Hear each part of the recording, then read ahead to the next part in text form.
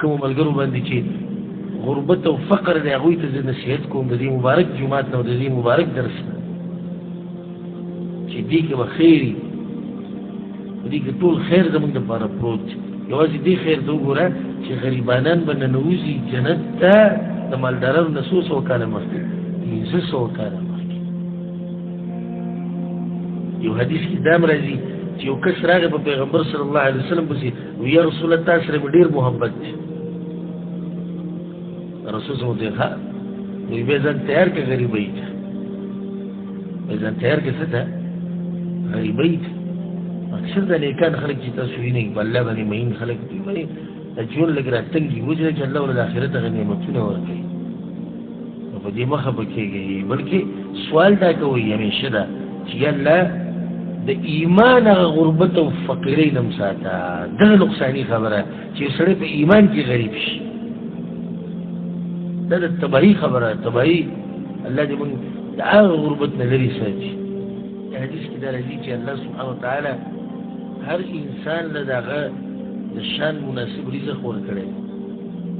الله ته پته ده چې دا پلانې که زه مالداره کړم نو دی په مالدارۍ کې دینداري نه کوي رزق یې غریب کړی الله ته پته ده که دا پلانې غریب کړم نو دی په غریبۍ کې بېدینه کېږي نو هغه یې مالداره کړی تاسو به ډېر کسان دي چې ګري چې غریبانان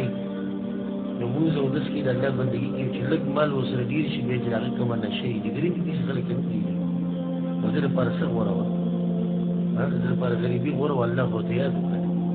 خلک بعض داسې دي چې په غریبۍ کې له منډه د کفر خبرې شروع کړي چې غریبي به ډېره شي که نه کفر له منډه شروع کړي الله پسې خبرې کوي په تقدیر پسې کنځلې کوي نو دې سړي لپاره څه غوره ده مالداري غوره ده الله سبحانه وتعالى څنګه رزق تقسیم کړی دی دا د حکمت نه خالي خبره نه ده ځکه الله سبحانه وتعالی په قرآن کې د دې خبره باندې ښه تفصیل کړی دی ځای په ځای چې رزق تقسیمول الله سبحانه وتعالی ویلي دا موږ تقسیم کړی او بیا بعض الله وایي ما د بعضو لپاره تابعدار ګرځولي دي دوی که ټول مالداره وې بیا د انسانان د یو بل نه تابعدار کېږي او نه د دنیا نظام چلېدو چې په کمپنۍ کې مزدوري کې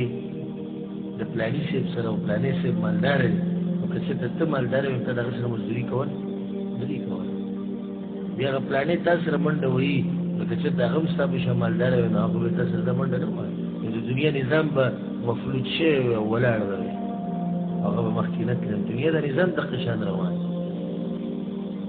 بله دا خوشحالي ستاسو لپاره چې صحابه کرام او پیغمبران د هغوی نه مخکې اکثر داسې وو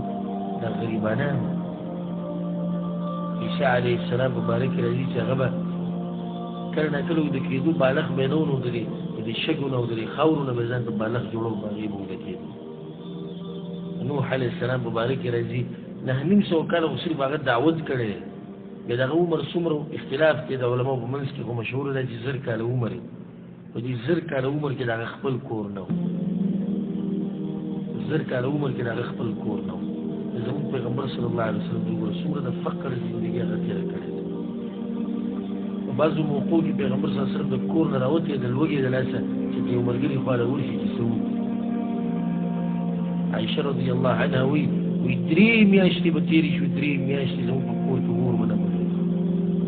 کجورو ته به ناست اوبو ته به ناست فاطمه رضی الله عنها روایت کې د عایشه رضی الله عنها د انس بن مالک د ډېرو صحابه کرامو نه چې پیغمبر صلی الله علیه وسلم د دنیا نه لاړ خو چېرته خېټه نه ډکه کړې په یو ورځ چې ډوډۍ ورته نه میلاو شي چې په یو ځای باندې د خوراک کړی د هغه د کورونو حال چې باران به وشي کورونو کې به دننه چې دی خټې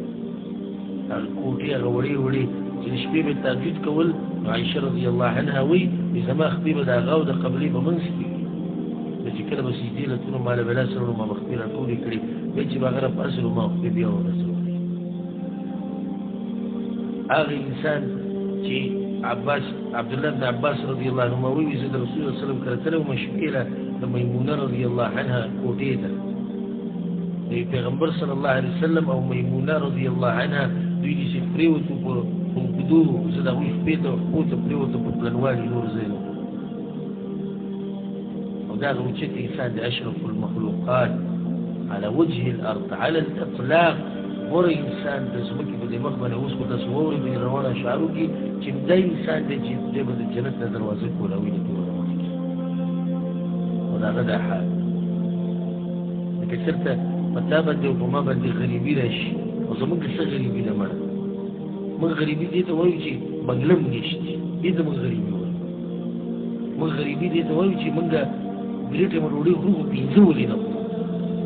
موږ غریبی دي ته وایو چې کور ته زه هره میاشت 2000 لګم زر لګم 1500 لګم زه لزر یاله ولې کور ته نه لګم موږ غریبی دي ته وایو چې ما سره د کرای پیسې شتي ګرځم را ګرځم په گاډو کې په ټیکسیانو کې ما سره خپل لړکوزر ولې نشته موږ دې ته غریبي وایو دې ته غریبي وایو غریب هغه چې هغه ته روټي مروټي نه ملوي غریب هغه چې بلارو کوڅو کې سوالونه کې تاسو ګوري غریب هغه چې هغه سره د بیماری د علاج پیسې نشته غریب هغه چې هغه کور نشته د باران راوري هغه لوند شي کنور راشي هغه ګرم شي کجمه راشي هغه غریب به وورش غریبانان دی موته په دې دومره نعمتونو کې خوارې خولې به دې بازو نیولې وي په د غربت ژوند دی لیدلی دي د غربت ژوند چې د باندې راشي به ورته پته